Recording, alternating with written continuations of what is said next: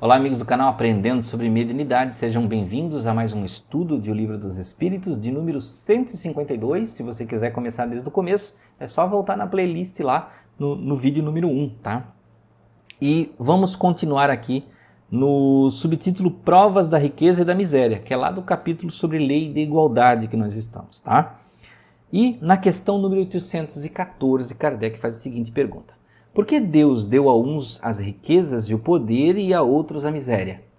E ele responde o seguinte: para provar cada um de maneira diferente. Aliás, sabeis que os próprios espíritos escolheram essa prova e frequentemente nela sucumbem.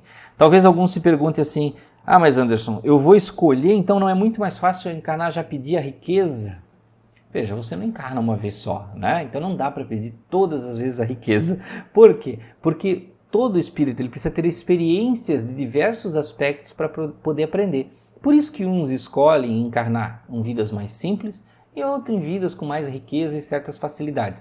Ambas têm desafios, tá? Não é porque encarna rico que não tem desafio nenhum. Existe doença, existe problema, existe confusão mental, existe distúrbio, existe desvio, uma série de coisas, tá? Então, cada coisa tem o seu desafio em particular, tá? E pode-se dizer, como a gente já leu aqui no Livro dos Espíritos, que é muito mais fácil, né, encarnar na pobreza do que na riqueza, porque a facilidade que você se desvia na riqueza é muito forte para você se desviar, tá? Questão 815. Qual das duas provas é mais terrível para o homem e da infelicidade? A da infelicidade ou a da fortuna? Ele pergunta, né? E ele diz aqui: tanto uma quanto outra são. A miséria provoca o murmúrio contra a providência, contra Deus, né? E a riqueza leva todos aos excessos. Então ele explicou as duas situações. Questão 816. Se o rico sofre mais tentações, não dispõe também de maiores meios para fazer o bem? E ele responde o seguinte: é justamente o que sempre não faz. Ele se torna egoísta, orgulhoso e insaciável. Suas necessidades aumentam com sua fortuna e crê não haver jamais o bastante só para ele. E Kardec dá uma explicação aqui. A posição elevada neste mundo e a autoridade sobre seus semelhantes são provas tão grandes e tão difíceis quanto a miséria. Porque quanto mais se é rico e poderoso, mais se tem obrigações a cumprir, e maiores são os meios para se fazer o bem e o mal. Deus experimenta o pobre pela resignação e o rico pelo uso que faz dos seus bens e do seu poder.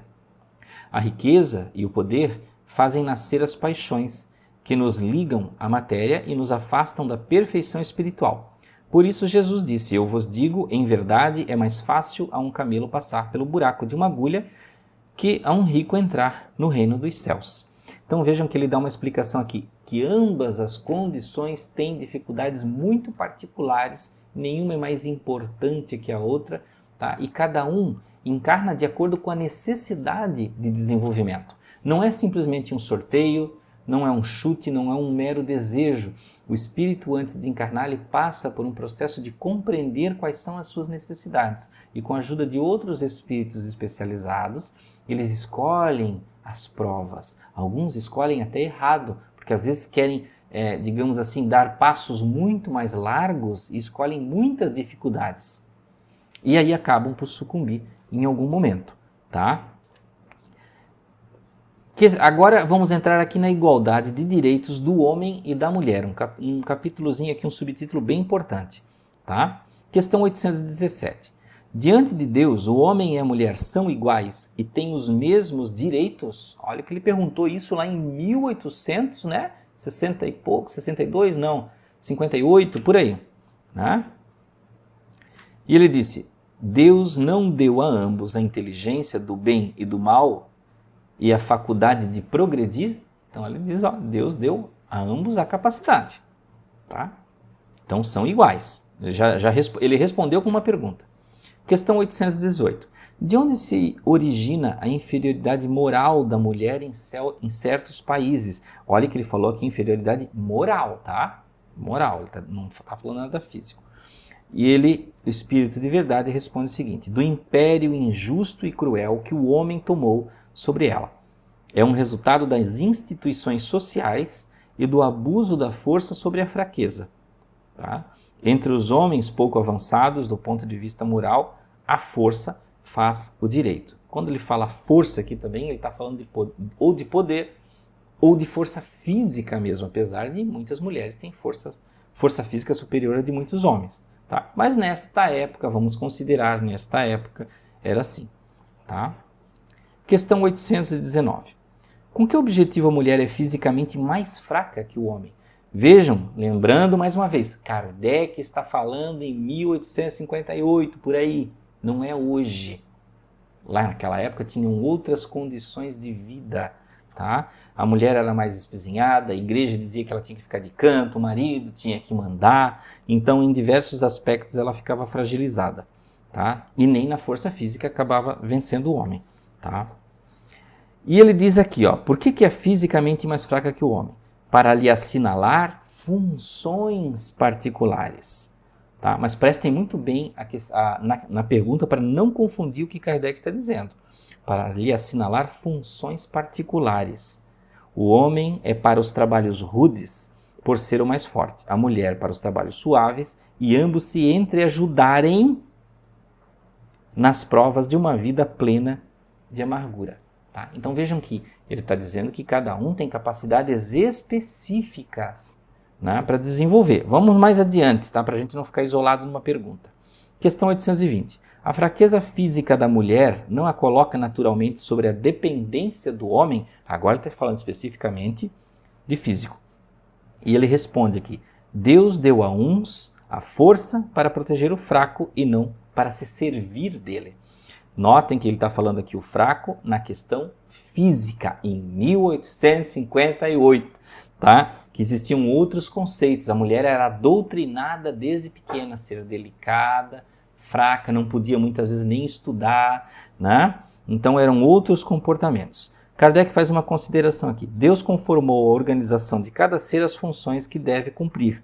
Se deu à mulher uma força física menor, dotou-a ao mesmo tempo de maior sensibilidade, relacionada com a delicadeza das funções maternais e a fraqueza dos seres confiados aos seus cuidados. Então ele está falando que a mulher tem capacidades específicas que o homem pode muitas vezes não ter. Questão 821. As funções para as quais a mulher está destinada pela natureza têm uma importância tão grande quanto as do homem? Resposta: sim. E maiores. É ela que lhe dá as primeiras noções de vida. Então veja, até mesmo o homem quando nasce, é a mulher que dá as primeiras noções de vida. Então olha a importância que a mulher tem aqui, né? Até na questão do nascimento. Questão 822. Os homens, sendo iguais perante as leis de Deus, devem sê-lo igualmente diante as leis dos homens? Quando ele está falando homens aqui no plural, os homens, ele está falando dos seres humanos. Eu gostaria que a adaptação fosse os seres humanos, né? É o primeiro princípio de justiça. Não façais aos outros o que não quereríeis que vos fizessem. Tá? Então, temos que ser iguais. Ele faz uma pergunta anexa. Segundo isso, uma legislação, para ser perfeitamente justa, deve consagrar a igualdade dos direitos entre o homem e a mulher. Isso era uma coisa que se falava antigamente. Divórcio, permissão para poder votar, todas essas coisas. E ele diz aqui, de direitos sim, todos têm que ter os mesmos direitos. De funções não. Tá? Vamos ver o que ele fala aqui, olha que curioso. É preciso que cada um esteja colocado no seu lugar. Lembremos, 1858 por aí. Tá? Que o homem se ocupe do exterior e a mulher do interior. Cada um segundo sua aptidão. Já vamos comentar no final. A lei humana, para ser equitativa, deve consagrar a igualdade dos direitos entre o homem e da mulher. Tem que ter igualdade, pois todo privilégio concedido a um ou a outro é contrário à justiça. A emancipação da mulher segue o progresso da civilização. Sua subjugação caminha com a barbárie. Aí ele faz uma finalização aqui, que temos que prestar muita atenção. Os sexos, aliás, não existem senão pela organização física. Só existe no encarnado o sexo. visto que os espíritos podem tomar um e outro, não havendo diferença entre eles sobre esse aspecto e, por conseguinte, devem gozar dos mesmos direitos. Então vejam, se o aspecto que nós temos aqui, isso é só na matéria, e em espírito nós podemos ter qualquer aspecto diferente físico, não faz diferença brigarmos pela questão homem, mulher e a importância. A questão são quais experiências passamos. E sabemos que os homens encarnam como mulheres e mulheres encarnam como homens, porque, como falamos da riqueza, para que tenham experiências diferentes. E a questão que ele repete muito aqui de ter o lugar, da mulher ter o seu lugar, de que o homem trabalhos rudes, mulheres mais sensibilidades. Lembre-se, ele está falando em 1858, onde a mulher tinha toda uma participação diferente na sociedade. Ainda hoje, se nós estudarmos bem a questão dos sexos e da mente, nós vamos ver que as mulheres sim têm capacidades específicas para a questão da sensibilidade. Algumas mulheres não. Algumas não. E existem homens que têm tanta sensibilidade quanto as mulheres. E existem mulheres que são tão fortes quanto homens. E existe um outro aspecto ainda, a questão de resiliência, de resistência. Às vezes, existem homens, por exemplo, que não têm a mesma resistência física de uma mulher, que sucumbem numa tarefa, por exemplo, de esforço contínuo, de dor, que não aguentam. E já a mulher consegue, né, persistir. Ela tem, talvez, em alguns casos, um controle mental muito maior sobre a questão de resistir à dor, resistir à dificuldade. Tá? Então vejam que não é uma questão para se pontuar, não é uma questão para dizer é somente assim, é somente desta forma. É uma questão que existem polaridades de sensibilidade, que isso sim existe na espiritualidade, a questão da personalidade, da sua polaridade. Pessoas mais sensíveis, pessoas mais endurecidas, pessoas que agem mais pela força, outros mais pelo pensamento. Né? Isso são coisas que nós não vai esgotar agora, né? Não vamos esgotar aqui em poucas perguntas, em poucos minutos, uma questão tão profunda. Então, meus amigos, espero que tenham gostado desse estudo de Livro dos Espíritos. Vamos continuar aqui no próximo subtítulo, Na Igualdade Diante do Túmulo, na questão 823. Até a próxima.